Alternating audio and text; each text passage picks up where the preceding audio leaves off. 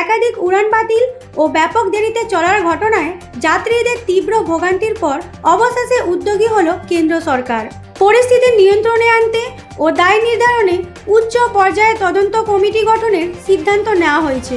ইন্ডিগোর উড়ান বাতিলের নেপথ্যে ঠিক কার বা কোন বিভাগের দায় রয়েছে তা খতিয়ে দেখবে কমিটি।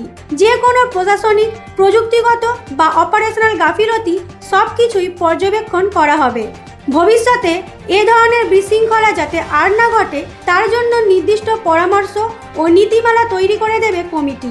দীর্ঘক্ষণ অপেক্ষা, হঠাৎ ফ্লাইট বাতিল, অতিরিক্ত ভাড়া, এই সব সমস্যার যাতে পুনরাবৃত্তি না হয় সে বিষয়ে সুস্পষ্ট নির্দেশিকা আসতে পারে।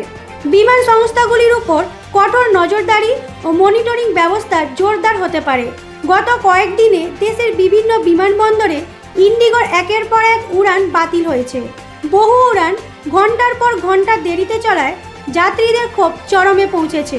এই অবস্থায় কেন্দ্রের এই সিদ্ধান্ত অত্যন্ত গুরুত্বপূর্ণ বলে মনে করছে বিমান পরিবহন মহল।